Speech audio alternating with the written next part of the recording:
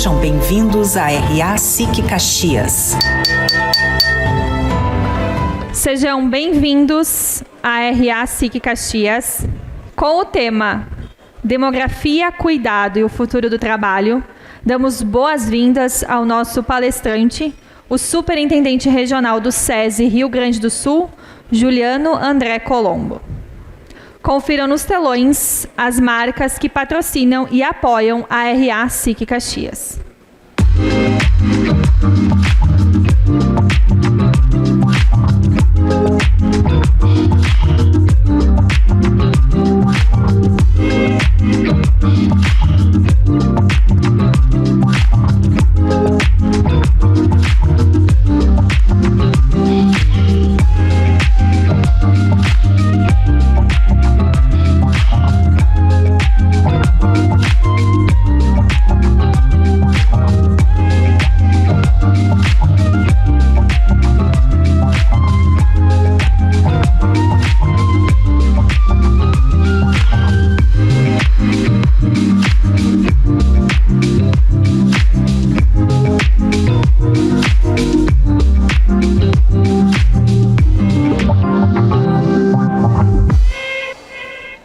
Para a saudação, convidamos ao palco o presidente da SIC, Celestino Louro.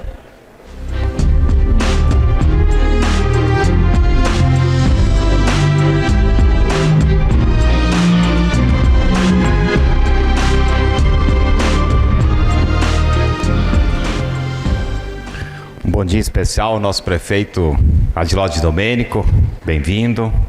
Nossa vice-prefeita Paula Iores, presidente da Câmara de Vereadores, Marisol Santos, nosso palestrante de hoje, superintendente do SESI, Juliano Colombo, bem-vindo de volta à Serra.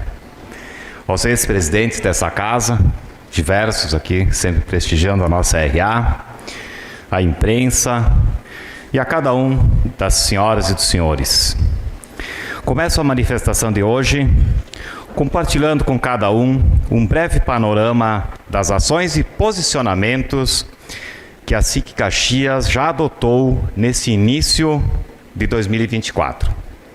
A destacar alguns pontos importantes e que, a nosso ver, merecem a nossa atenção. Primeiramente, gostaria de relembrar duas situações em que a SIC Caxias se posicionou firmemente em defesa dos interesses da comunidade empresarial e da sociedade como um todo. Em face da arbitrariedade cometida por um sindicato laboral contra uma empresa local, a nossa casa manifestou-se publicamente, denunciando o ato e reafirmando o nosso compromisso para com a legalidade, com a liberdade de empreender e, principalmente, com a civilidade nas relações do trabalho. Além disso, quando o governo estadual tentou implementar um aumento de impostos prejudicial para a sociedade, mais uma vez a SIC Caxias ergueu a sua voz em defesa da cidadania e da competitividade da economia gaúcha, posicionando-se veementemente contra esta medida desfavorável ao desenvolvimento econômico. Porém, continuaremos vigilantes e à espera que o governo recue em relação aos decretos que determinam cortes nos benefícios fiscais, afetando setores produtivos e também repercutindo em aumentos da cesta básica. E, principalmente, continuaremos cobrando que volte a empreender esforços na modernização e no aumento da eficiência da gestão pública, visando o equilíbrio das contas e a recuperação da capacidade de investimentos do nosso Estado. Senhoras e senhores, outro ponto de preocupação que tem sido as contas públicas no âmbito federal, que se tornou ameaçadora para o futuro do nosso país. Lembrando que nós estamos falando de uma cifra astronômica da ordem de 230 bilhões de reais. 230 bilhões de déficit. É imprescindível que nós estejamos atentos a essas questões e que continuemos a trabalhar em conjunto para garantir um ambiente econômico estável e propício ao nosso crescimento e desenvolvimento.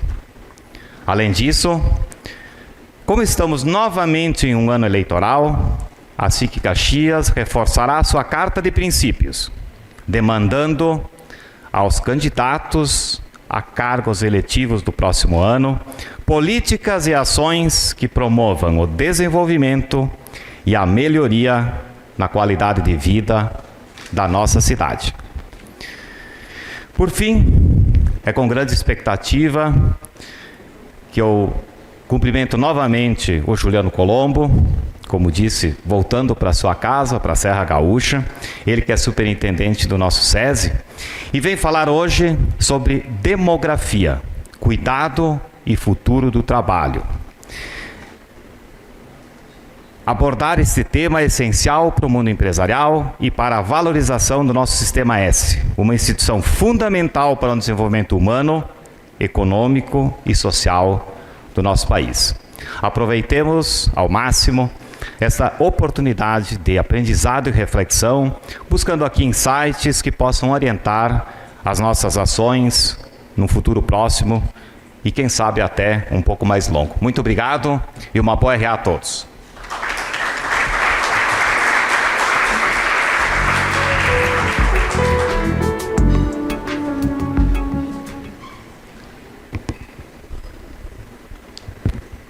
Na vitrine associada de hoje, temos a participação da Vendrame Consultores. Empresa especializada em saúde e segurança do trabalho, está no mercado há 24 anos, com atuação em todo o território nacional e tem mais de 100 mil empresas atendidas. A Vendrame está sempre se reinventando e inovando em suas atuações e conhecimentos. Atua em 4 pilares: engenharia de segurança do trabalho, medicina ocupacional, assistência técnica em perícias e em treinamentos. A Vendrame Consultores tem a sua matriz em São Paulo e filial em Caxias do Sul, aqui na SIC. E vamos ao sorteio dos livros. Os nossos ganhadores de hoje são Carlos Lazari, Jackson Leite de Souza e Tainara de Oliveira. Parabéns aos ganhadores. Podem retirar. Parabéns. Podem retirar o livro de vocês no espaço da nossa associada, no final da RA. Antes, então, da palestra, temos as perguntas pelo Slido. A ferramenta pode ser acessada escaneando com a câmera do seu celular. O QR está nos telões no final da palestra, mas também está disponível nos displays que está na sua mesa.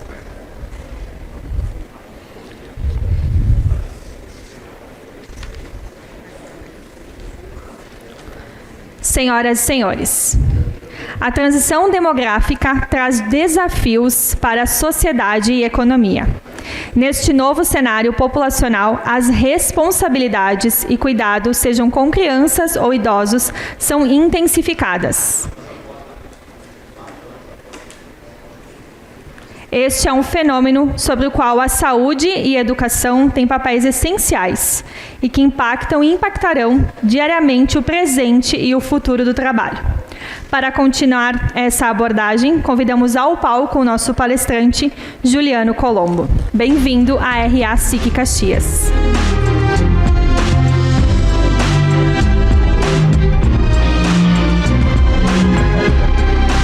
Eu vou me permitir quebrar o protocolo, eu vou ficar embaixo. Eu sei que participei de todas as reuniões da SIC aqui. Aparecendo os telões, tem que ficar em cima? Ah, me disseram que eu podia ficar embaixo. Então tá. Vou ficar em cima, mas eu sou gringo da Serra que caminha bastante, então eu vou caminhar para lá e para cá. Não tem problema para as câmeras? Ah, então tá.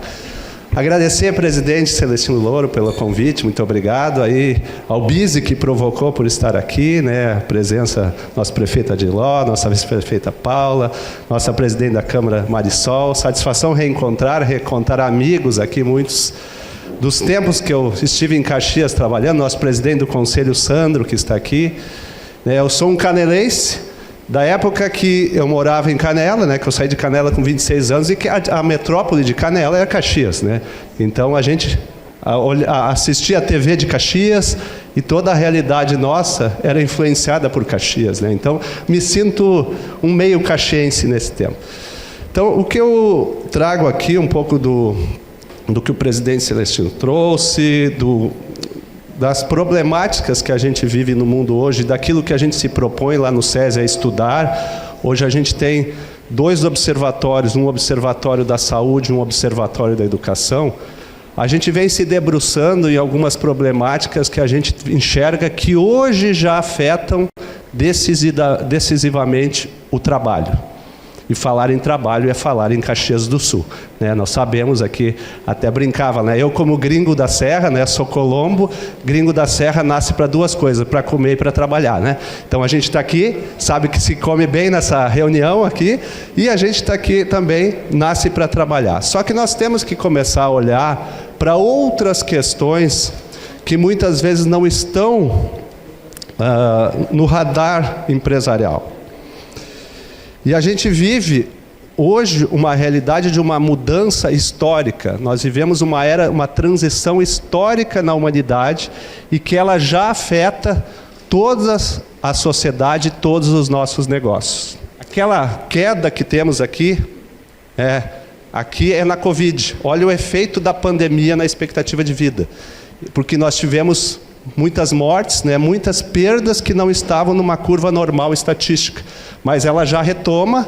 Em 2022 o crescimento, nós não temos dados do Rio Grande do Sul de retomada, mas a gente vê pela lógica, o Rio Grande do Sul segue a mesma lógica de retomada. Mas o que isso tem a ver com o outro lado? Aí a gente olha, aqui existe um efeito ao contrário, porque de um lado nós estamos vivendo mais, mas de outro cada vez mais nascem menos crianças. Taxas de fecundidade, número de filhos por mulher, no mundo, no Brasil e no Rio Grande do Sul. Olha que no mundo é um pouco maior e ele é muito afetado hoje, principalmente por países africanos. Aqui é média, né? Se a gente olhar para a Europa, ela é bem mais baixa. Então, países mais ricos estão tendo menores taxas de fecundidade. Países mais pobres continuam tendo fecundidade alta. A gente olha, isso também é uma conta que não fecha no mundo. Se a gente olhar o Rio Grande do Sul, ele segue uma lógica do Brasil. E ali por meados de 2004, 2005, né, aqui, a gente tem o 2.0, quer dizer o quê? Que a gente passa a não repor a população. A taxa de reposição da população é 2.1 filho por mulher. Então, o 2 já começa a reduzir a tendência de crescimento da população. Então, se a gente olhar, é 20 anos. São 20 anos que esse cenário já começou a ser desenhado de um decréscimo populacional. E aí isso virou um assunto de várias entidades e organismos internacionais. Aqui eu trago um recorte de um estudo do Fundo Monetário Internacional, nosso famoso FMI, que o ano passado trouxe nesse estudo que o rápido crescimento populacional está sendo substituído por um envelhecimento muito grande. E que eles consideram uma real bomba. Uma bomba por quê? Porque trará inúmeros desafios para a saúde, desafios sociais e desafios econômicos. É desafio para todo mundo. É desafio para o poder público e é desafio para as empresas. Isso está no estudo do FMI. O que nós temos aí? Uma tendência, isso aqui é Brasil. Lá nos anos 80, 90, nós tínhamos uma taxa de crescimento da população de quase 2%, que baixa agora na última década para 0,5%. Aí, Caxias do Sul, nós tínhamos uma taxa de crescimento que era maior do que o Brasil, quase 1 ponto percentual. Hoje ela chega na mesma taxa de crescimento, então é uma queda, inclusive em termos de queda, maior do que o Brasil. Era maior e agora ela se equivale ao crescimento populacional brasileiro e há uma tendência de cair e de decrescer a população.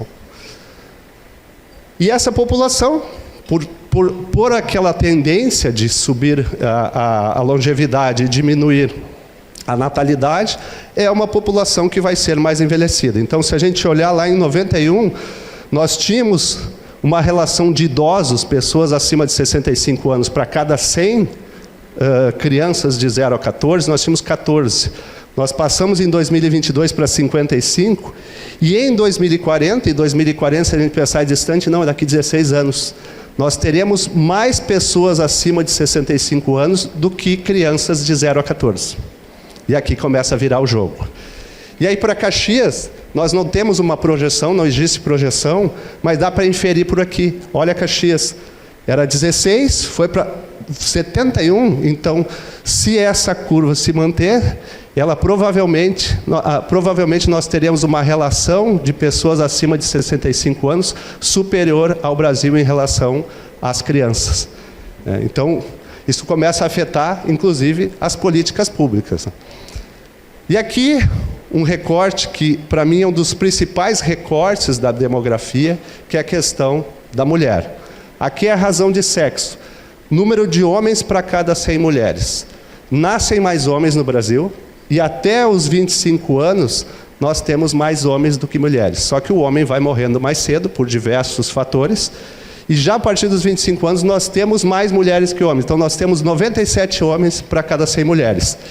E acima de 100 anos, tem 39 homens para cada 100 mulheres. Então, se a população vai viver mais, a tendência que mostra hoje é que ela será mais feminina, cada vez mais feminina. E em Caxias do Sul, as primeiras duas faixas elas são equivalentes ao Brasil, mas olha os 100 anos, tem menos homens, 29 homens para cada 100 mulheres. Então, se a gente pega, quanto mais cresce, temos menos homens. E os homens, todos precisarão trabalhar mais, essa é a lógica. Então, teremos uma sociedade mais velha e mais feminina. E se fala muito no tal do bônus demográfico. E aqui está o bônus demográfico.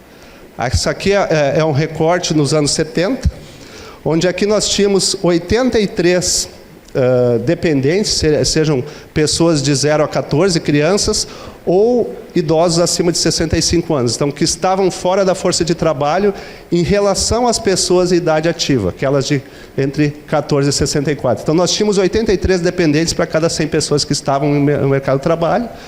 Foi caindo, e em 2022, aqui, a gente atinge um ápice de 44 dependentes para cada pessoa em idade ativa. Então, podemos inferir que a gente está surfando o bônus demográfico. Imagine que a gente está surfando o bônus demográfico com falta de gente, né? Se eu pedir para o empresário falar que está faltando gente, vai estar todo mundo levantando a mão aqui, né? Então, a gente está surfando o auge do bônus demográfico de pessoas em idade de trabalho no Brasil. E o que há uma tendência, ela vai demorar um pouco, mas ela vai começar a subir. Então, nós voltaremos a ter mais dependentes ao longo do tempo em relação à população ativa. Só que a grande diferença, prefeito Adiló, é que aqui eram mais crianças dependentes, lá serão mais idosos. Então, as próprias políticas públicas vão ter que começar a olhar para isso. Nós temos ainda necessidade de creche, hoje temos, mas nós vamos precisar de mais creche de idosos, nós vamos precisar mais de cuidado para idosos. Essa é uma virada muito grande na sociedade e que vai impactar todo mundo, vai impactar políticas públicas e as empresas. E a gente pode começar a olhar, né, já se discute um pouco isso, talvez demore um pouco, mas o bônus demográfico ele vai se esgotar. Está lá, está posto. Só que o grande problema do Brasil, diferentemente de países ricos, que já têm um envelhecimento maior, como o Japão, como a Alemanha, nós temos uma grande possibilidade de a gente envelhecer antes de enriquecer, né? Nós temos uma renda média muito baixa, poder de compra baixo da população, né? Custos altíssimos e que a conta não fecha hoje. Imaginem se a gente não conseguir melhorar isso ao longo do tempo e ter que pagar uma conta maior de dependentes e longevidade. Então, é uma situação que precisa ser debatida. Nós ainda temos tempo enquanto país, mas não há tempo para não fazer mais ações. Nós precisamos tomar medidas, porque senão essa conta cada vez mais não vai fechar. E aqui trago já uma primeira reflexão, né? Discutimos antes, numa reunião antes aqui, a questão, se fala muito, né, que tal Bira, Cimex, discutimos muito lá na Fiergs, né, Bira, a questão da atração do jovem, né? A primeira questão que se fala, quando se precisa de gente para trabalhar, temos que atrair o jovem. Só que o jovem, Hoje tem um poder de escolha que nós não tivemos, talvez na nossa época. Tem outras coisas, tem outros fatores que levam o jovem a não querer os trabalhos tradicionais, e está nascendo menos criança, então nós teremos menos jovens. Então a gente precisa olhar para os mais velhos, as pessoas 60 a mais, para as mulheres, de outra forma como se olha hoje.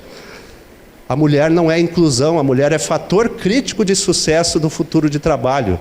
Eu não gosto muito que se trabalhe essa questão da inclusão, parece que é um favor. Não é um favor, é um fator crítico de sucesso das empresas, a entrada da mulher de forma definitiva no mercado de trabalho. Isso é uma reflexão que a gente tem que fazer. E uma questão principal também é reter e aprimorar quem está lá. A gente vai olhar um pouco adiante alguns gráficos, mas é muito claro que a gente tem uma oportunidade muito grande de melhorar a entrega e a produtividade interna com as pessoas que estão dentro das empresas. E a gente vai ter que olhar para isso. Não tem gente mais. Nós estamos vivendo, aí saiu ontem e hoje saíram notícias que o Rio Grande do Sul está perto do pleno emprego. Então, não teremos mais gente em número, de pessoas em número para trabalhar. Todo mundo vai precisar. Temos que achar outra saída. E nós temos que criar condições para que as pessoas exerçam suas atividades na plenitude. E para quem quer se aprofundar sobre demografia, eu não sou especialista em demografia, a gente estuda, esse professor aqui, o José Eustáquio Diniz Alves, é uma referência que a gente usa, ele é da Unicamp, e ele estuda muito isso. Então ele tem, quem quiser, é só seguir ele tem outros estudos, até porque o olhar demografia a gente pode fazer muitos recortes. Aqui eu tenho um recorte que a gente trouxe para essa fala. E ele traz muito que para a gente ter uma nação próspera, a gente vai ter que olhar para idosos e mulheres. E aí o que vem associado a isso? Vem associado uma questão que já é problema hoje, mas pouco se discute, que são as tarefas de cuidado. Seja de crianças, seja de idosos, seja de casa. Hoje, se nós fôssemos monetizar todas essas tarefas, que incluía fazer doméstico e cuidado não remunerado, isso representaria 12% do PIB do Brasil, cerca de 1,1 trilhões. Isso é maior do que a maioria das categorias econômicas no Brasil. Isso é trabalho não remunerado, que não está no radar das discussões. Olhem o que representa isso. E que oportunidade para a economia, a chamada economia do cuidado. Mas isso impacta diretamente as pessoas que estão nas empresas de vocês. Impactam ela na questão da saúde dela, do desempenho dela, no aprimoramento delas. Nós temos aí, e ainda no Brasil a gente carece um pouco de estudos, e a gente usa alguns estudos dos Estados Unidos, mas a gente traduz eles para cá porque tem uma lógica. Lá nos Estados Unidos, já em estudos de 2021, o trabalhador norte-americano já vem reportando que cuidar de filhos menores de 18 anos está sendo um dos principais fatores de pedir demissão voluntária. Ao mesmo tempo que 6 em cada 10 que cuidam, dizem que isso está afetando diretamente o trabalho. Seja para pedir licenças não remuneradas muitas vezes, seja para afetando a entrada no mercado de trabalho. Então, ao invés de entrar numa idade normal, que seria hoje, aqui no Brasil, pela permissão 16, 17, acaba entrando mais tarde, ou acabam saindo mais cedo do mercado de trabalho porque tem responsabilidade de cuidado. E a maioria reporta que isso afeta a sua produtividade. E isso é um fato que acontece entre nós. E aqui, trazendo para números, isso aqui é um estudo do Boston Consult Group, é um estudo muito interessante para quem quiser acessá-lo, pois a gente pode disponibilizar o link. Foi o estudo que a gente leu no início do ano passado que nos trouxe toda essa lógica da problemática nos Estados Unidos. E que isso já afeta lá a economia norte-americana. Talvez alguns já tenham assistido uma série da Netflix chamada Trabalho, que o Barack Obama que protagoniza.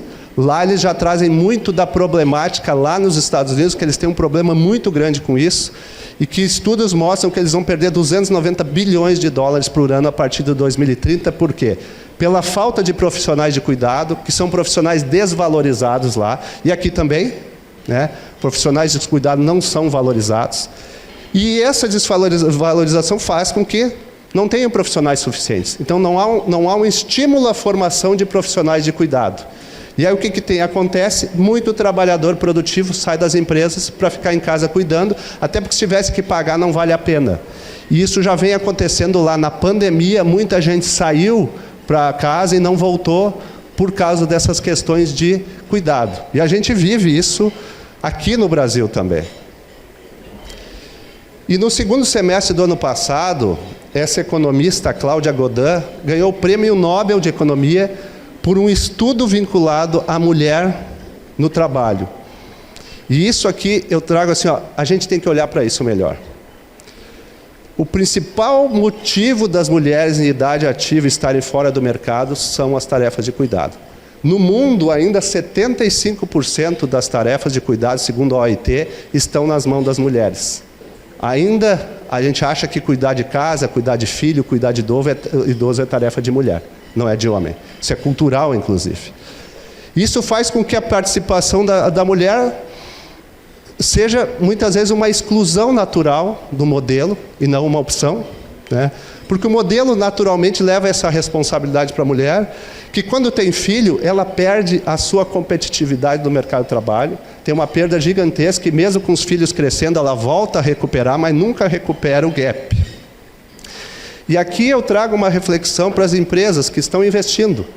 Nós temos menção aqui ao Objetivo de Desenvolvimento Sustentável da ONU, o 5, que é a igualdade de gênero, e muitas empresas vêm investindo nisso internamente, em políticas de equidade, igualdade salarial, de crescimento, mas a gente tem que pensar que a mulher já entra em desvantagem antes. O problema maior nesse caso não está dentro da empresa, está fora. Isso afeta a produtividade da mulher. E aí a gente começa a falar de questões que precisam mudar, por exemplo, a questão da flexibilidade, né? Que isso é imperativo para que a gente possa conciliar os dois mundos. E daí a gente trouxe um recorte aqui de um assunto que, conectando com as nossas discussões sobre trabalho e jovem, se fala muito na geração neném, aquela que não trabalha e não estuda. E há uma tendência nossa, né, de dizer, esse jovem não quer nada com nada. Na nossa época a gente trabalhava, né? Tá, agora a geração. Ponto. A estatística mostra que uma parte, e uma pequena parte sim, são aqueles que não querem nada por nada. Uma boa parte tem outros motivos. São 10,9 milhões de jovens brasileiros, 20% dessa força de trabalho de 15 a 29 anos, mas 64% dos nenéns são mulheres. E dessas, mais de 36% relatam que elas não estão trabalhando porque elas têm responsabilidade de cuidado. São 2,5 milhões de mulheres que estão fora do mercado de trabalho. São neném, mas por vários fatores, por gravidez precoce, por várias questões, por ter que cuidar de família. Saiu hoje uma reportagem do valor econômico de casamento antes dos 18. Tem 17 mil casamentos de meninas antes dos 18 anos ainda no Brasil. Menina que casa, ela está condenada a não trabalhar, a não ser produtiva. Enquanto meninos é menos de 2 mil. Olha a diferença. E volto a dizer, voltamos à estatística lá no início. Nós teremos mais mulheres. Então, não adianta a gente olhar e achar... A mulher não pode ficar fora desse jogo. Ela vai ter que entrar, mas vai ter que entrar de outro jeito que entra hoje. E a gente vai ter que debater isso. E aí esse slide, se eu pudesse colocar o meu nome em cima, esse slide sou eu, né? Tipo, esse cara sou eu. Esse slide sou eu. Geração sanduíche. Esse é um termo cunhado nos Estados Unidos algumas décadas atrás, para aquela geração entre 40 e 59 anos, que tem que cuidar simultaneamente de filhos e de pais. E hoje representa lá nos Estados Unidos 1/4 da população. E eu faço parte disso, porque eu fui pai mais tarde, com 44 anos. Hoje tenho minha foto dos meus filhos aqui, o Arthur e a Ágata. O Arthur com 5 e a Ágata vai fazer 3. Então eu tenho que cuidar dos meus filhos. Meus pais estão ali em Canela, já em idade de começar a ter que cuidar deles, por vários fatores. E eu moro em Porto Alegre. Então eu me vejo realmente na lógica do sanduíche, né? O recheio do sanduíche. E isso... Talvez aqui para nós, da Serra, temos família grande, estávamos falando antes de Paolo, aí, que está fazendo 30 anos, né? Estávamos antes falando com uma família de 15 irmãos. Né? 15 irmãos. Eu olhei, essa era uma realidade. Famílias grandes, onde era uma escadinha, né? Nascia cedo e um ia cuidando do outro. Quando chegava na idade de cuidar dos pais, já tinham tido filho cedo, que não precisava mais cuidar. E era meio uma comunidade cuidando, né? E isso não se sentia tanto. Olha lá a taxa de natalidade, menos de 2 filhos por mulher. Hoje nasce as famílias têm 1 ou 2 filhos. E aí quando chegar na idade de cuidar dos pais, vai ter só um para cuidar dos pais. E se tiver filho, como é que vai fazer? Não fecha a conta, volta a dizer, e vai afetar mais o homem também, vai começar a afetar. Então não adianta a gente olhar para a realidade que a gente viveu para trás, que não vai ser a realidade que a gente vai viver para frente.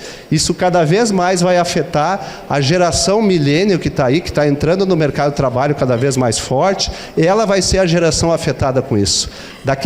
Em 2040, provavelmente, nós vamos começar a sentir muito essas questões relacionadas ao trabalho. E aí tem um outro fator importante, que são outros problemas que não são controláveis, como doenças que surgem, que demandam cuidado. Hoje nós temos a realidade do autismo, inclusive aqui em Caxias tem uma iniciativa fantástica da Raquel e do Daniel Eli, que é a Unitea, né? O autismo afeta muitas famílias. O meu filho Arthur é autista, tá? E quando a gente teve o diagnóstico há cerca de 3 anos atrás, a nossa vida, a minha perspectiva de vida mudou. Eu tive que repensar a minha história de vida, porque eu não posso hoje sair de Porto Alegre, porque lá estão os melhores tratamentos, né? A gente vai ter que repensar toda a nossa lógica. A minha esposa teve que parar de trabalhar por uma questão de renda, a minha renda é maior. Então, uma pessoa produtiva fora do trabalho. Uma agenda louca de terapias, e daí, como a gente tem uma família atípica, quando nasce o segundo filho, há uma suspeita e há inclusive, indícios de que pode haver autismo com a Agatha, então ela faz terapia também. Só que assim, eu sou um privilegiado. Eu trabalho numa instituição de saúde e educação, eu tenho acesso ao conhecimento, que a maioria não tem, tenho acesso a redes e tenho recurso para bancar isso. A maioria não tem. As pessoas que estão no dia a dia, lá na fábrica, no caixa do supermercado, na prestação de serviço, não tem essa condição. Como é que eles vão lidar com isso? Olhem para essa problemática. Toda vez que eu falo sobre isso, né? Sábado eu estive falando numa convenção, numa empresa, no final veio uma pessoa que disse que chorou, inclusive, que ela vive isso. Uma mulher que vive isso, que não consegue desempenhar todo o seu trabalho, não tem rede de apoio, não tem nada. Então, isso afeta e está afetando a produtividade das empresas, diretamente, e sobrecarrega as pessoas, que lá nos Estados Unidos mostra que 36% dos trabalhadores norte-americanos são sobrecarregados. A saúde mental das pessoas, boa parte dos problemas de saúde mental, que hoje a gente vive uma pandemia, é em função disso. Então, é claro que nós estamos diante de uma crise de cuidado. E esse foi o título daquele artigo do Boston Consult Group nos Estados Unidos, que eles estão diante de uma crise do cuidado. Porque nós temos a desigualdade de gênero da mulher, e a mulher é fundamental para a evolução da sociedade, um fardo de doenças que aumenta cada vez mais, os custos de cuidar que aumentam, e a transição demográfica, que é, como diz o FMI, é uma bomba em cima disso tudo, que vai piorar. E isso afeta as faltas no trabalho, o presenteísmo, a rotatividade, aumenta o fardo de doenças das pessoas e piora o engajamento. E na empresa, o que a gente costuma enxergar, né? E o empresário, o que eu enxergo? As despesas relacionadas a gente geralmente estão associadas à folha de pagamento, a treinamento, a capacitação, ao plano de saúde que cresce. O modelo de saúde suplementar é insustentável também nesse formato. Outros benefícios, os custos de saúde e segurança no trabalho, né? O RH, isso é o que a gente consegue enxergar. Mas isso é a parte de cima do iceberg. Aquilo que eu trouxe, todas essas questões estão na parte de baixo, porque a gente não enxerga, a gente não consegue hoje monetizar. Isso gera um desengajamento. E aí é uma pesquisa do Gallup, um instituto internacional, que ele faz pesquisas todos os anos no mundo, isso aqui é de 2022, que 77% é uma média mundial da força de trabalho está desengajada. Aqui no Brasil é um pouquinho melhor, mas podem ter certeza que nas empresas de vocês não é muito diferente disso. Quando eu li isso, eu entendi porque que às vezes algumas coisas que a gente planeja não funcionam. Tá? Existem aqueles muito desengajados, que às vezes tem que achar outra solução, mas a maioria é aquele que está lá fazendo o chamado feijão com arroz, a geração quiet quitting, que quer fazer o básico, mas muitos desses estão afetados por essas outras questões. Aqui entra a chamada segurança psicológica, né? E isso é muito associado à mulher. Então, olhem a oportunidade para trabalhar isso dentro da empresa. Se a gente tem esse desengajamento, é óbvio que a produtividade está muito abaixo do que poderia, e é óbvio que a gente vai continuar tendo que empilhar mais gente para dar conta da produtividade desses aqui que não estão dando conta. E essa é uma das principais questões que nós temos que começar a olhar dentro das empresas. Como a gente melhora aquilo que está lá dentro. Como a gente dá um jeito. Claro, nós vamos ter os Juliano que não querem nada com nada. Daí ok, é outra coisa. Mas quantos querem e que a empresa não olha para a sua realidade e muitas vezes olhando para a sua realidade consegue trazer uma flexibilização, um olhar que vai melhorar o engajamento. Aqui talvez o principal fator a olhar. E que o futuro do trabalho, somando isso tudo, ele passa por uma questão chamada longevidade produtiva. E produtivo não é só de estar lá produzindo, é produtivo ser produtivo no sentido de poder fazer aquilo que a pessoa quer fazer. Se queira ser voluntário, queira trabalhar numa empresa, queira fazer qualquer coisa. A gente precisa trabalhar para que essa longevidade, esses anos de vida que a gente está ganhando, esse bônus que nós estamos ganhando, seja produtivo. E isso são vários aspectos. Aqui nós falamos de saúde, falamos dessa problemática da mulher, falamos da problemática dos 60+, falamos do cuidado, falamos da educação. Educação e força física são dois dos principais fatores de longevidade da pessoa. A pessoa bem educada, ela consegue transitar melhor ao longo da carreira e da vida, por também saber se cuidar melhor, saber fazer coisas, saber interagir, que a gente sabe o quanto faz diferença a interação nas pessoas, né? Os estudos do Moriguchi de longevidade em Veranópolis trazem isso, né? A interação social é um dos principais fatores de longevidade. E a gente precisa olhar para dentro das empresas, para que os ambientes de trabalho reflitam isso. Reflitam o cuidado, reflitam a segurança. E nós vamos ter que caminhar, aqui, o prefeito Adiló, vice-prefeita Paula, né, a própria Câmara de Vereadores vai ter que olhar para isso, né? A gente precisa olhar para políticas de cuidado. A gente precisa reconhecer que isso é um problema. A gente precisa olhar para a redistribuição, né, e um equilíbrio maior entre gênero. E vai continuar tendo demanda para creche, sim, mas nós vamos ter que olhar para aquelas questões relacionadas ao idoso, ao cuidado com o idoso. Tá? E há um potencial, por isso que aqui também tem uma questão de economia. Tem a economia do cuidado. Para empreendedor de Caxias, isso é bom, tá, falar. Aqui tem uma grande oportunidade de negócio. Existe estimativa no mundo de criarmos 280 milhões de emprego até 2030 com carreiras de cuidado. É um potencial fantástico, inclusive econômico. O Brasil começa a dar os primeiros passos, aqui uma política nacional de cuidado, mas ainda é incipiente. E dentro da empresa, já se traz isso aqui é um estudo da Harvard Business School, que uma das 10 principais tendências no trabalho, já de 2024, são as empresas ter políticas de cuidado. Isso vai ser fator de retenção, né, e fator de atração de talentos, políticas de cuidado. Mas daí uma questão fundamental, e aí para nós homens que fomos criados para sermos o provedor, para trabalhar e chegar em casa a mulher ter resolvido tudo, inclusive fazer feito a janta, né? Essa é a lógica, né, que foi da criação que se veio. Nós vamos ter que... Não, e a Cláudia Godin, o Prêmio Nobel de Economia, traz, não haverá equidade, não haverá igualdade sem uma equidade entre os casais. Né? Isso vai ter que ser discutido nas famílias. E a sociedade vai ter que tirar os preconceitos que ela tem, porque se não equilibrar isso... E aí a gente sim vai ter que precisar de legislação também. As legislações vão precisar evoluir para permitir essas flexibilidades, porque não adianta, se a gente não tem... Não é uma questão de home office, é uma questão de flexibilidade. Quando a rede não funciona, de poder lá cuidar do filho, do pai, e a empresa vai ter que ter uma forma de cobrir aquele funcionário. Tá? E isso é o que as pessoas pedem. E talvez a gente tenha que reunir as pessoas que estão com a gente lá e entender elas. O que isso afeta elas, né? E talvez existem soluções muitas vezes simples para resolver isso. Às vezes a mudança de turno, às vezes mas a grande parte não fala porque tem medo muitas vezes de perder o emprego, né? Então eu estou falando aqui por realidades que a gente vive. Hoje eu falo isso dentro do SESI, nós temos 2.500 funcionários, a gente fala isso e as pessoas vêm falar comigo sobre isso. E abrir sua situação. Eu tive um funcionário mais velho que veio falar comigo sobre a questão do autismo, que ele tinha tido um diagnóstico, saber como ele lidava.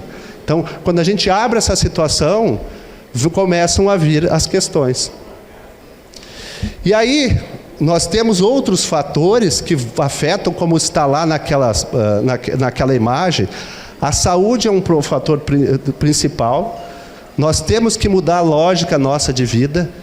O viver mais hoje está associado a ficar mais doente, principalmente doenças crônicas, sejam elas cardiovasculares, cânceres, diabetes. Então, quanto mais velhos hoje, essas doenças vêm junto. Por quê? Porque nós temos um estilo de vida inadequado. E muito disso, não é só por isso, que os planos de saúde estão quebrando, né? Estão com uma situação ruim aí no Brasil todo. Por quê? Porque os planos de saúde, na média, não são planos de saúde, são planos de doença, onde a gente só procura eles quando está doente. E esse modelo não se sustenta numa sociedade mais velha. A gente precisa ter outros tipos de política para não acontecer o que está acontecendo hoje, que as pessoas perdem a maior parte dos anos de vida saudável, 71% dos anos de vida saudável, elas perdem por causa de doenças crônicas que poderiam ser prevenidas. E aqui tem um olhar de políticas públicas, tá?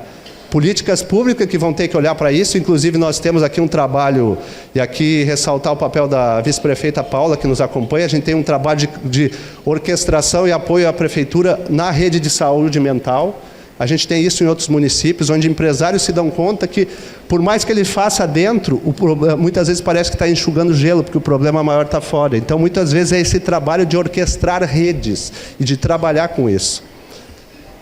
Não é uma palestra de educação, mas é educação, até porque para falar de educação a gente precisaria de um tempo maior aqui, é uma problemática que a gente pode voltar em outro momento para explorar, mas a gente traz um recorte para ver o quanto isso impacta neste cenário.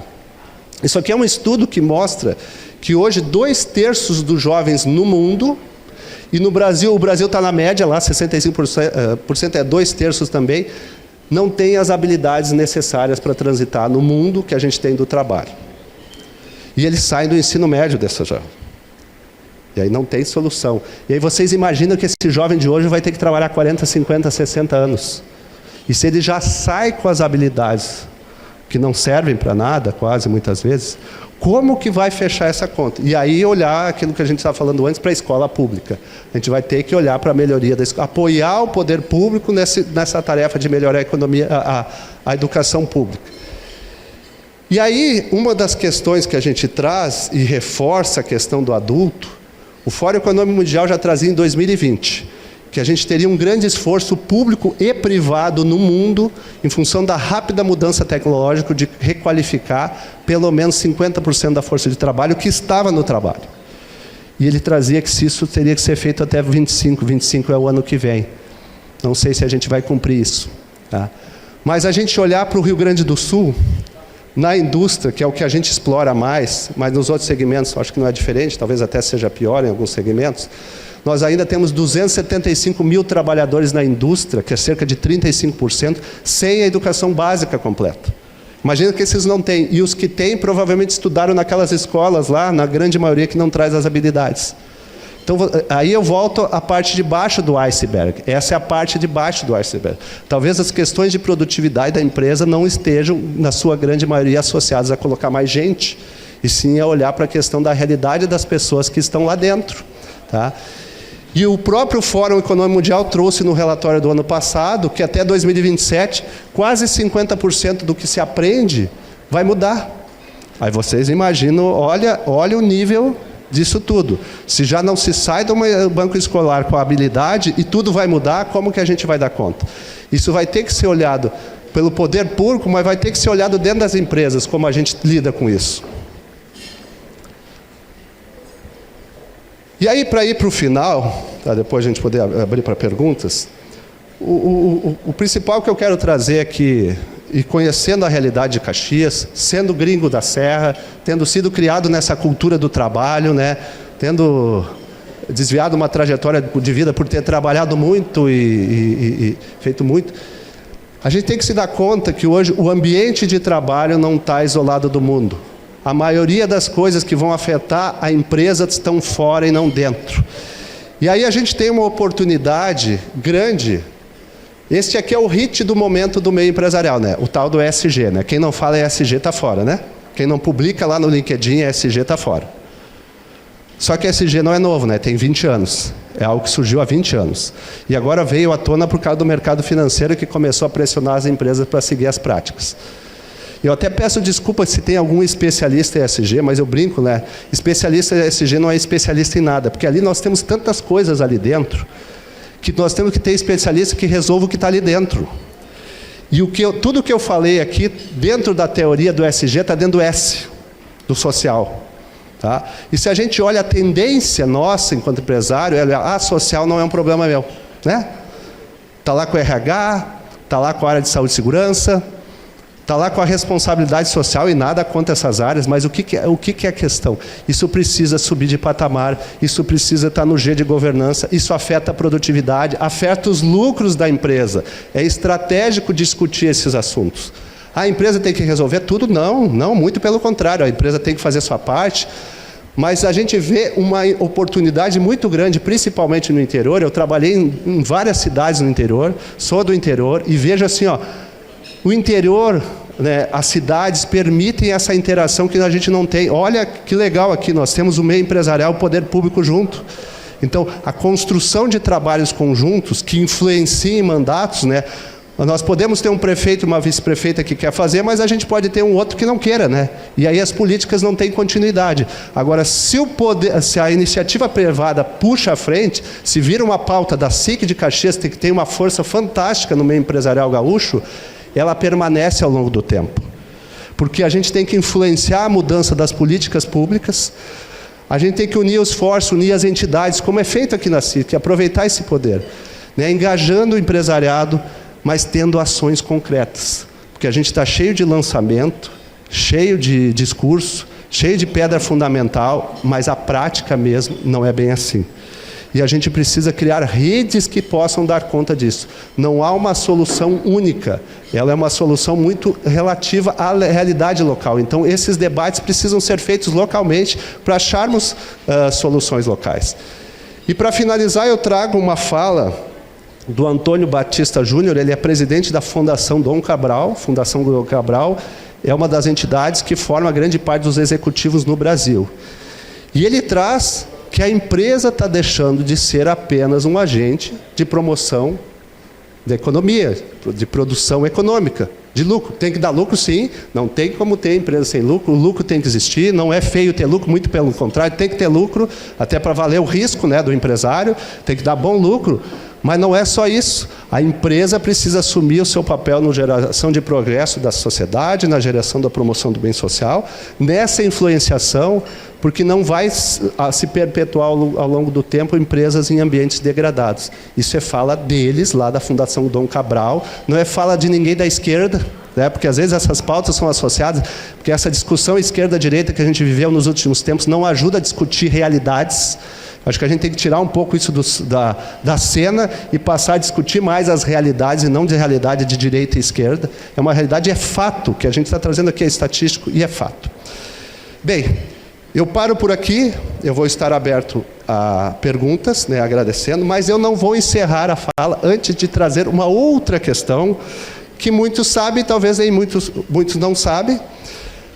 Em 25 de maio de 2022, né, o presidente Gilberto Pestri lançou o programa Indústria pela Educação lá na Fiers, um grande investimento do SESI aí, de mais de 300 milhões de reais, na construção de complexos educacionais do Rio Grande do Sul, e um deles será em Caxias, que a gente já vem tentando há mais tempo, só a gente não conseguiu um espaço. Então agora a gente chegou numa equação de termos o espaço, então trago aqui em primeira mão o pré-projeto do Complexo Educacional Nilo Peçanha, né? Falávamos antes, né, presidente, que nós não temos que construir coisas novas, a gente tem que aproveitar o que existe. Essa escola, e eu trabalhei aqui em Caxias, eu sei o carinho do empresariado de Caxias, que diz que os Caxias é Caxias por causa do Senai. O Senai cumpriu um papel fundamental e muito relacionado à história dessa escola. Só que a evolução do Senai nos últimos tempos se foi para a mecatrônica, né? O complexo da mecatrônica, o complexo da mecatrônica reflete a indústria de Caxias agora, e o Senai faz isso muito bem. E num acordo interno SESI e Senai, nós estamos transferindo essa área para o SESI, e nós vamos ali preservando aquele L, né? O L será preservado, que é patrimônio histórico. Nós já tramitamos no Conselho do Patrimônio Histórico e aprovamos por unanimidade. Nós já temos os pré-projetos prontos, já estamos com alguns projetos tramitando na Prefeitura e teremos uma reunião com o prefeito e vice-prefeito para dar alguns outros encaminhamentos. E a gente pretende iniciar essas obras ainda no segundo semestre, para finalizá-las em 2026 e ter aulas em 2027, para cerca de 1.500 alunos, jovens que estudarão em tempo integral, inclusive tendo aulas do Senai durante o dia, e adultos à noite também, tendo a parte com o Senai. É a escola que traz as habilidades que essas pessoas precisam. É uma escola de padrão internacional, mas ela é principalmente para filhos de trabalhador da indústria e para trabalhador da indústria, que muitos estudam de graça ou com bolsa subsidiada numa escola de padrão de excelência, numa escola modelo que já foi considerado pelo Ministério da Educação um dos modelos de inovação nacionais, onde ele é totalmente diferente do ensino que a gente tem hoje, e é esse modelo que a gente vem tentando replicar para a escola pública. Então, não era o objetivo, mas aproveitei o momento, presidente, para trazer essa notícia, que é uma bela notícia para Caxias. É um investimento muito grande, a gente não tem o valor fechado, mas são algumas dezenas de milhões de reais que serão investidas na educação em Caxias, recurso da indústria que volta para Caxias, que é o que nos sustenta. Então, mais uma vez, muito obrigado e fico à disposição.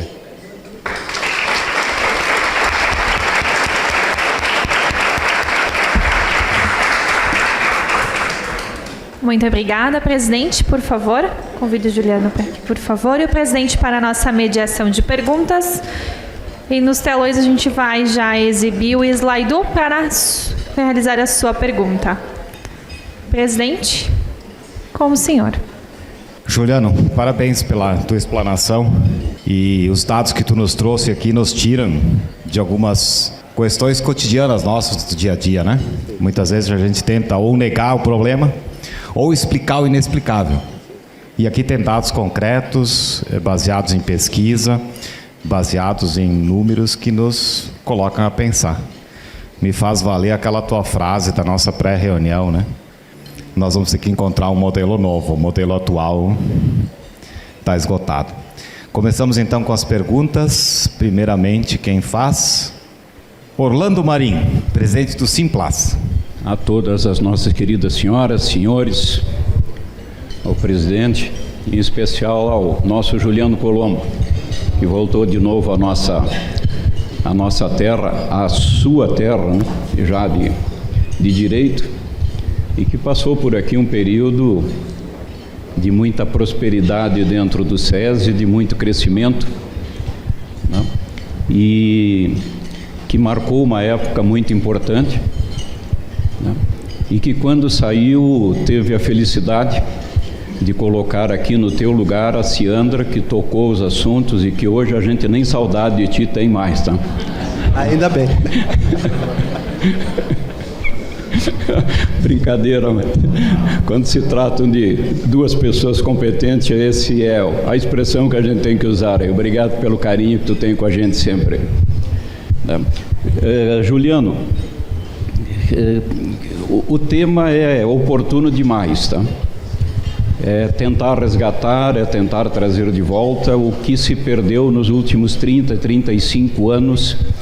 Eu coloco e classifico pós-Constituição em termos de valor do trabalho, do valor da educação, né? Que na época a gente até debochava de produtos vindo da China, de produtos vindo de toda a parte oriental, que significava pouca qualidade, pouca produtividade, né? E enquanto lá eles investiam maciçamente na educação, seja no regime democrático ou impositivo, isso não importa, né? Mas era algo que lá cresceu se ramificou de forma muito grande.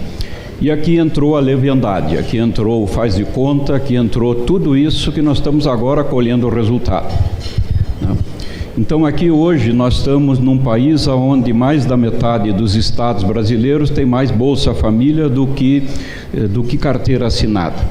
E a tendência a nível político federal é piorar um pouco mais, né? Aqui se cria o Bolsa Família, se cria o Auxílio Reclusão, aqui se cria o Devolve ICMS, aqui se cria todas essas utopias sociais, frutos de parasitas, que no fundo eles não conseguem medir a consequência disso no ano seguinte, muito menos uma década depois. E nós estamos exatamente colhendo tudo o que foi plantado. Enquanto outros cresceram, enquanto dominam a tecnologia, enquanto dominam a arte de fazer, a produtividade, nós continuamos discutindo aqui, né, coisas que, se agora 15 gramas, 40 gramas ou meio quilo de maconha dá para o cara comer, dá para sustentar a família, né? Daqui uns dias vão criar aí a Bolsa Fuminho, né, que parece que vai ser numa sacolinha plástica, menos mal que vai ser numa sacolinha, pelo menos nós vamos vender plástico, né? E tudo isso se reflete naquilo que tu colocou aqui, tá? Então, medidas como o SESI está tomando, como a Fiergs está tomando, e tenho certeza que Federação, que a FEComércio também estão engajadas nesse mesmo princípio, nessa mesma ordem, tá? Enquanto aqui, prefeito, na Secretaria de Desenvolvimento se cria a área de emprego, a área de desenvolvimento, a área de capacitação de pessoas, né, que já formou centenas e centenas de pessoas voltadas ao trabalho. A gente enxerga dentro de uma Assembleia Legislativa, a gente enxerga dentro de uma Câmara Federal, só utopia voltada à educação. Não há mais seriedade, não há mais nada que possa ser exprimido e que saia um suco bom nisso aí tudo. E nós estamos aí lutando. Então vem uma escola do SESI nova agora, né, com um princípio de formação diferente, com uma educação voltada aí ao que se viu aí, parece que na Coreia, né? Um princípio de ensino, e nós não estamos longe nós vamos ter que começar também a patrocinar esses jovens de 10, 12, 13 anos para receber um dinheiro para poder estudar, porque senão não vão estudar, porque o benefício social no país é maior do que o benefício que se cria dando valor à educação, né? Então eu não sei qual é o caminho que a gente pode ter esperança, se é esse que a gente está semeando aqui, ou se é esse que tem hoje enraizado, constituído, institucionalizado no Brasil, que é jogar a educação e o emprego e o trabalho em segundo plano. Muito obrigado. Faço um comentário. Bem, Orlando, tu trazes a problemática, né? A gente tem de um lado essa questão da Bolsa, que talvez virou um problema, essa bolsa que foi idealizada lá pela Ruth Cardoso, e programas de transferência de renda existem no mundo todo. O problema é que aqui no Brasil se distorceu. A gente cria um programa de renda, de transferência de renda, que escraviza as pessoas, tá? E que não tira as pessoas dessa realidade. Porque a gente tem que dar comida para quem não tem comida.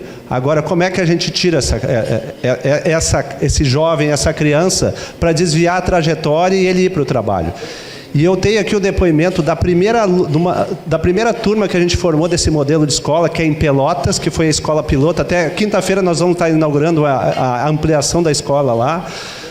E eu escutei de uma aluna algo que é muito significativo. Ela era uma aluna que veio de uma classe pobre, né, que veio de escola pública, numa realidade muito pobre, e ela me disse que a escola tinha feito ela ter sonhos que ela nunca imaginava ter na vida.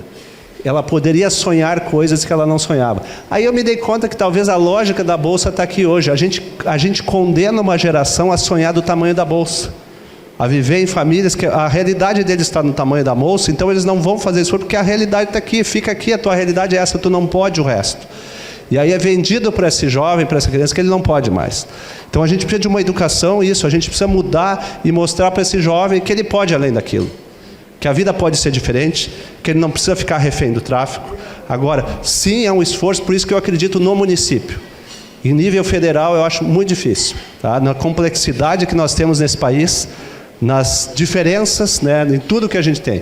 Eu acredito que em ações locais, tem o Estado também que tem que fazer a sua parte, mas o Estado já é bem mais difícil. Então a gente precisa fazer essa ação para mudar o sonho dessas crianças, esses jovens. E eles veem que tem um outro mundo que é possível, além daquele mundo que eles vivem. Presidente do CIMEX, o Biratan Hesler. Bira para os mais próximos, né, Bira? Bom dia. Obrigado, presidente. Senão o pessoal não vai me conhecer aqui. Bom dia a todos, é um prazer enorme poder ocupar um pouco desse espaço e me dirigir aí ao Juliano, pessoa que eu gosto muito, que contribui muito comigo mesmo dentro do CIMEX. Quero te agradecer pela tua explanação, pela forma como tu trouxe o assunto às vezes delicado, se a gente olhar para a indústria, né, bastante delicado para o que a gente traz, porque a indústria olha isso como perda de competitividade, né? A gente pode olhar de um certo modo num padrão, que daí eu vou puxar depois o tema, que é a questão cultural. Será que as empresas elas estão preparadas a isso, né? Estão preparadas a essa visão?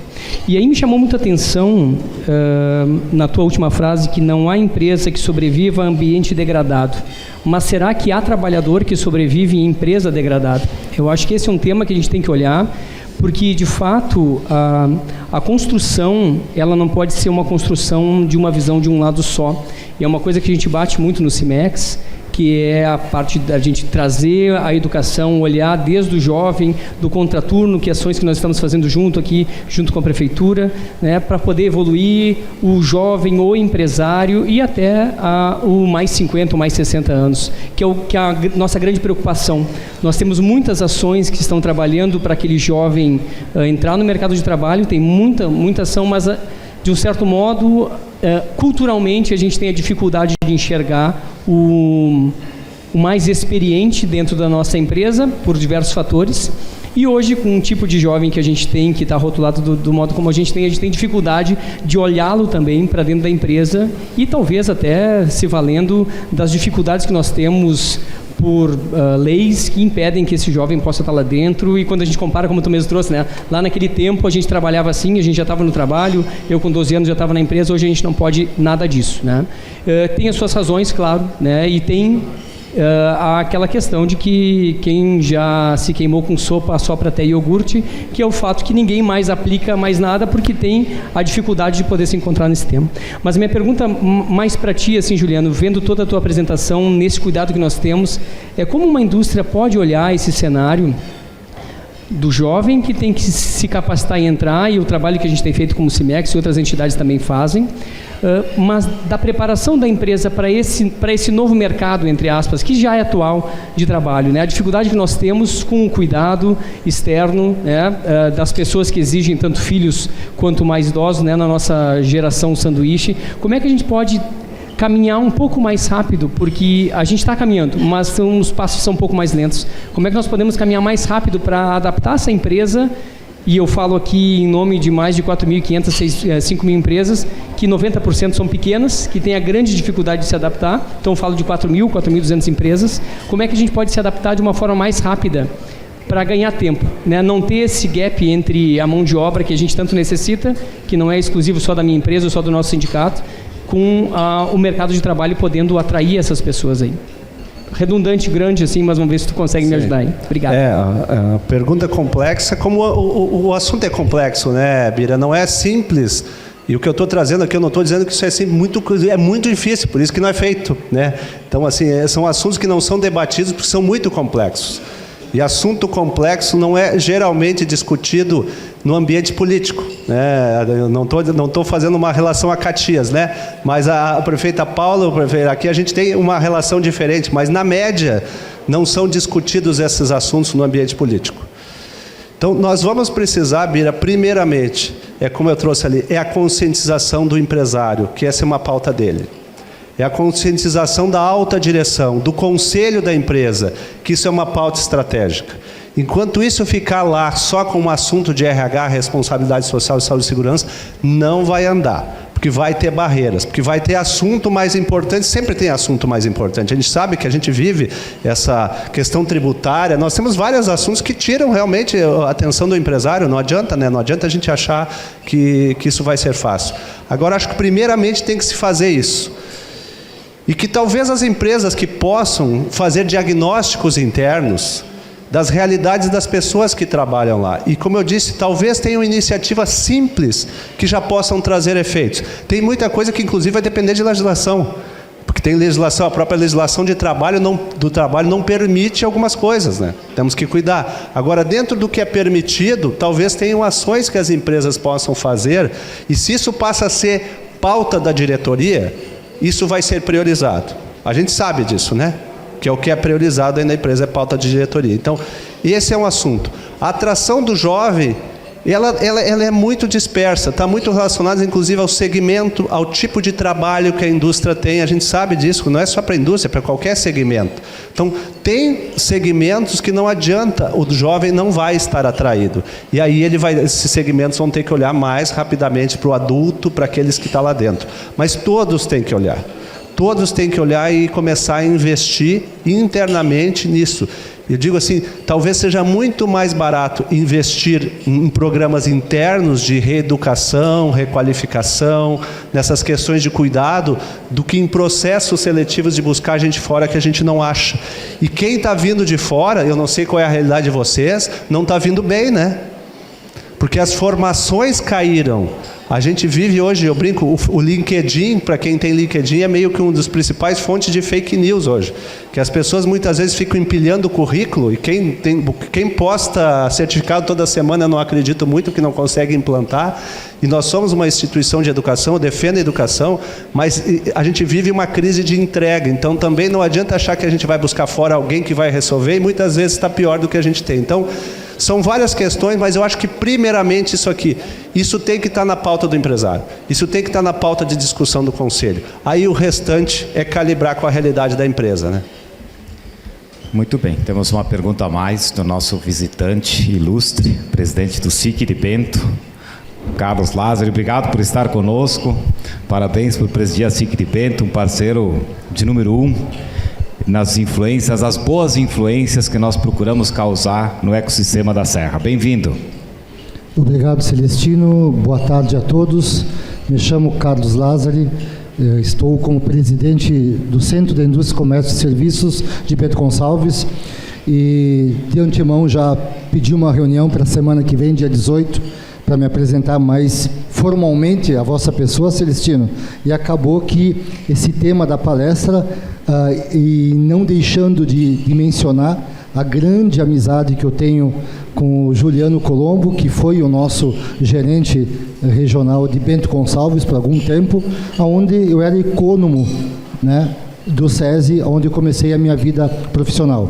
Então, eu queria agradecer, Celestino, pela oportunidade, cumprimentar o prefeito Adilo, cumprimentar a vice-prefeita Paula pela oportunidade e colocar para os senhoras presentes aqui, que oportunamente e intencionalmente eu trouxe a Aline Zan, que é a nossa presidente da Associação de Dirigentes de Recursos Humanos de Bento Gonçalves. Eu trouxe o Sandro Tomasi, que é nosso diretor executivo, que faz parte da nossa diretoria do SIC de Bento, formado também em gestão de pessoas, né? E lembrando que quem me informou dessa palestra foi a Silvana, sua sucessora, né, que está fazendo o teu papel hoje. E em menos de 3 meses de atividades no SIC de Bento Gonçalves, nós estamos atuando fortemente nessa questão de pararmos de reclamar que falta mão de obra e que falta mão de obra qualificada e partindo para ação. Tanto que, Juliano e Celestino, nós tivemos a semana passada uma reunião com o Ricardo e com a Aline do Senai de Bento Gonçalves, porque o Senai de Bento Gonçalves não pode parar. Se o Senai de Bento Gonçalves parar, para a indústria metal-mecânica, né, do CIMEX, né? Meu amigo Bira, se o Senai de Bento Gonçalves parar, Bento Gonçalves para com a sua indústria. Então, o que fazer, como motivar, como entusiasmar, como induzir, como promover, como condicionar a esses novos jovens saber que a indústria não é mais suja, tem tecnologia, tem inovação, é um ambiente agradável. E aí, com muita modéstia e com muito respeito, já que eu falo aqui com colegas de trabalho que são empresários, e, por favor, não me interprete mal, E aí, já respondendo um pouquinho a pergunta do Bira para o nosso palestrante Juliano, vamos descer do salto. Precisamos descer do salto.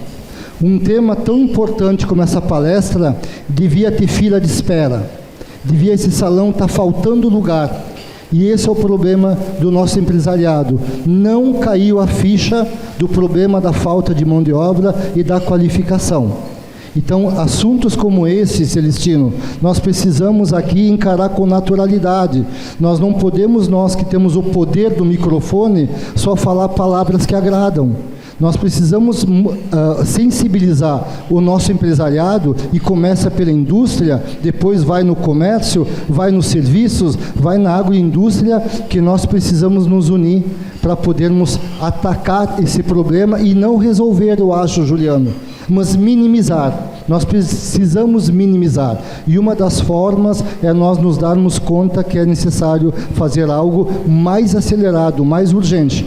Eu tenho o meu negócio em 6 estados brasileiros, já encerrando minha fala, e eu estou vendo indústrias em outros estados, e provavelmente deve acontecer em Caxias, região, e em Bento Gonçalves. Um determinado setor da indústria com uma máquina de milhões parada, aquele setor parado, porque não tem pessoas para operar a máquina. Como eu estou vendo na área de serviços, hotéis inaugurando sem o restaurante, somente com a recepção e com o serviço de camareira, sem o bar funcionar. Como eu estou vendo restaurantes comerciais trabalhando de quinta a domingo, porque ninguém quer trabalhar de terça a domingo. Então nós vamos ver indústrias inaugurando pela metade, nós vamos ver hotéis e restaurantes deixando de ser inaugurados por falta de pessoas. Então o tema é muito relevante, agradeço pela oportunidade da palavra, espero não ter me alongado, mas nós, de Bento Gonçalves, do SIC de Bento Gonçalves, junto com a SIC de Caxias e todas as ACIs, Associação Industrial de toda a região, precisamos nós, que temos o poder da palavra e do microfone, trabalharmos mais fortemente para sensibilizarmos a classe empresarial, que é um tema grave, e não é para amanhã, é para ontem. Muito obrigado, Celestino. Obrigado, presidente. Obrigado por estar aqui conosco. Vamos, então, ouvir também as perguntas do prefeito Adiló e da vice-prefeita Paula. E aí, depois, você conclui as 3 juntas, Juliano. Obrigado. Ok. Muito obrigado. Parabéns, Juliano, pela palestra. Realmente, o presidente da SIC de Bento tem toda a razão. Mas eu quero colocar 2 questões. A primeira, nós temos que encontrar uma forma legal do Bolsa Família para eles pelo menos poderem trabalhar temporariamente, que é a grande dificuldade aqui da nossa região de mão de obra temporária. E podendo eles trabalhar, nós vamos suprir uma lacuna de falta de mão de obra na colheita, né? E para que eles não percam o Bolsa. E depois, quem sabe, criar um mecanismo que eles possam trabalhar um período com o Bolsa e depois se libertar dessa amarra permanente. Agora, dizer que Caxias, nós estamos muito preocupados com essa questão da mão de obra, e são números bem interessantes que a gente tem aí junto com o Centro de Atendimento ao Migrante, que é mantido pelas irmãs carlistas, a irmã Celsa. Em 2022 nós recebemos população de 50 países diferentes, 2023 de 45 nacionalidades diferentes, de 21 estados, de 141 municípios, e as irmãs atenderam 4.107 pessoas em 2023. E a nossa parte, a gente vem investindo muito no treinamento, formação de mão de obra. Já tem mais de 4.000 inscritos nesse Capacita Caxias, 2.100 já foram formados, e quando eles completam o curso, eles já têm colocação. Nós temos hoje, além de uma migração muito forte na rede de ensino, nós temos 1.200 a 1.300 crianças que não falam português, que a gente contratou professores especiais, e toda essa conta, ela está nas costas do município, onde ela devia ser partilhada entre União, Estado e município. 94% dessa conta é o município que paga. Tem alguns setores da nossa indústria que, se não fosse o imigrante, estariam parados. Então, nós temos que encontrar uma saída justamente para equacionar essa questão do Bolsa Família e a questão de treinamento e preparação dessas pessoas que a gente tem investido muito, muito, né? Além de feirões de emprego e por aí afora. Agora estamos trabalhando com as pessoas em situação de rua, muitos deles a gente dando a oportunidade de fazer documento, preparar eles, dar treinamento para que eles possam seguir a sua vida. Então a palestra tua é muito oportuna, parabéns, e realmente esse assunto é para ontem, não é para amanhã. Muito obrigado. Obrigado, prefeito Adiló. Vice-prefeita Paula. Bem, boa tarde a todos e a todas. Eu quero, complementando um pouquinho do que o Adiló diz, mas em razão de alguns programas que eu acompanho diretamente, te parabenizar pela palestra, especialmente porque, como a gente já vem falando, não é, junto com o SESI, que a sociedade é a mesma. Os pais que trabalham lá na indústria são pais das crianças que estão nas nossas escolas. É a mesma sociedade. Então, não é um problema que é de um ou de outro, não é? Algumas coisas importantes, então, em relação a jovens. O nosso principal programa, que eu atribuo, é de nós o desafio de manter o jovem na escola, porque a evasão escolar é a porta para a criminalidade. E nós temos um programa que o prefeito está tornando lei, que é Eu Conto, Todos Contam. Ele já iniciou no nosso primeiro ano de governo e nós recuperamos no ano passado 50% das crianças que estavam afastadas da sala de aula. Essas crianças, uma parte delas está no nosso programa Ser Jovem Cidadão, que nós temos como parceiros os postos Sim, porque as crianças não podem fazer a prática lá pelo ambiente insalubre e eles fazem a prática na prefeitura. E para a gente ter dado de realidade, essa gurizada, o que está conosco lá no gabinete, não sabia ligar o computador. Então ele estava evadindo da escola, é um exemplo, e não sabia ligar o computador. Então, além de a gente trazer o jovem de volta para a sala de aula, a gente está também aplicando a aprendizagem profissional. A aprendizagem profissional é uma excelente alternativa para a gente cuidar dos nossos jovens, né? Na prefeitura a gente tem, estamos na 4ª turma em parcerias aqui na cidade. Uma outra parceria importante que nós falamos lá na reunião é com o CIMEX, que a gente está com a Escola do Amanhã. Teve um piloto, não é, Bira? Viu, Bira, por aqui? Foi. Busy. E agora estamos programando turmas.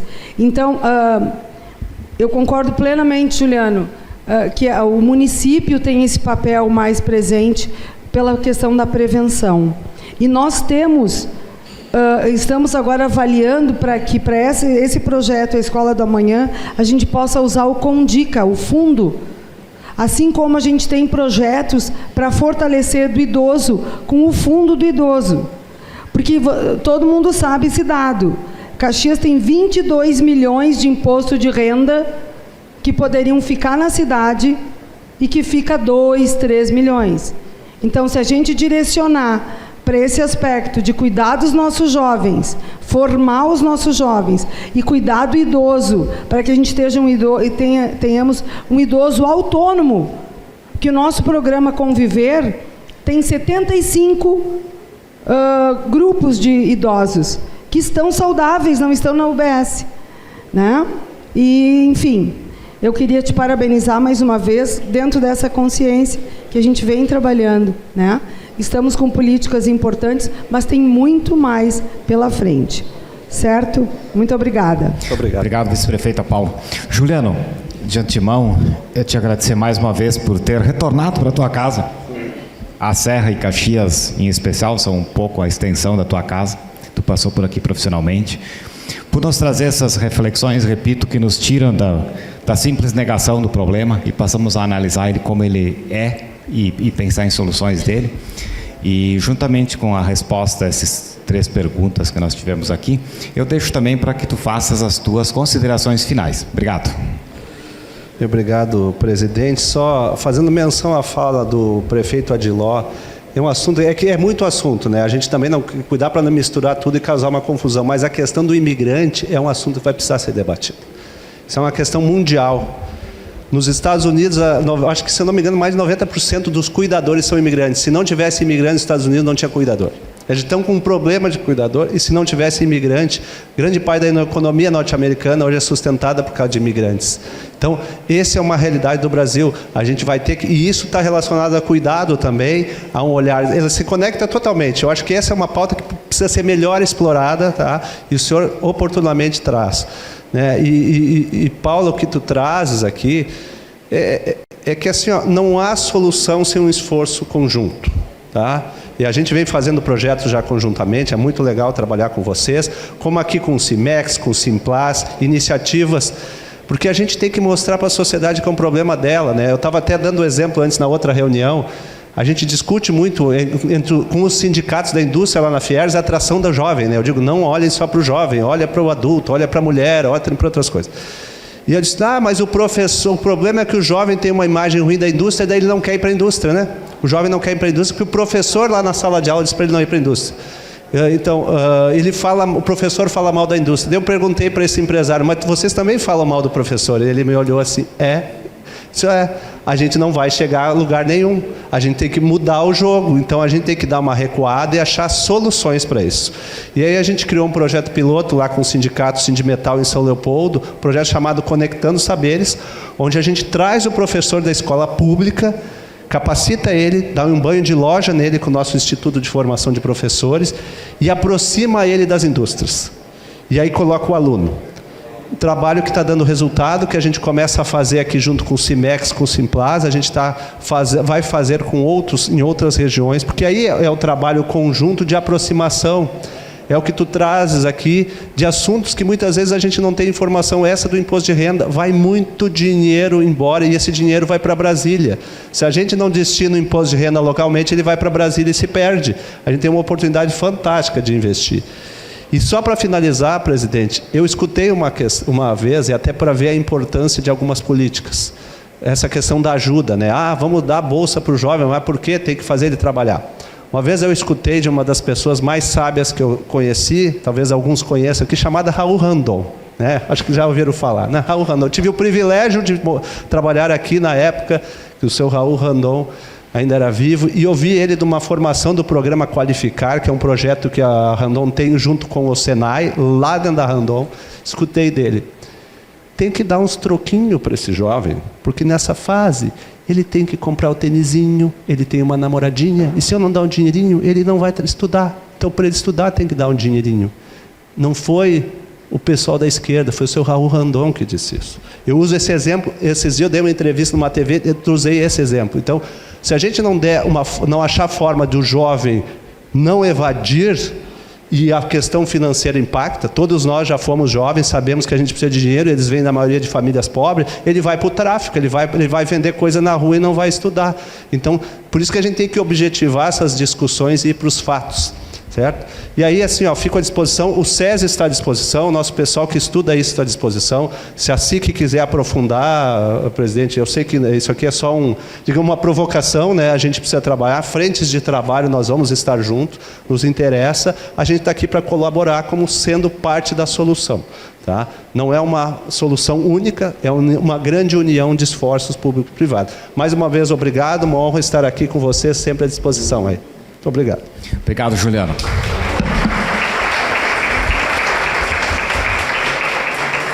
Tenho certeza que o encontro de hoje não é um fim, sim um começo. Brevemente nós vamos retomar esse assunto. Obrigado a todos. Na próxima segunda-feira vamos debater, então, infraestrutura rodoviária da Serra Gaúcha. Obrigado e até segunda.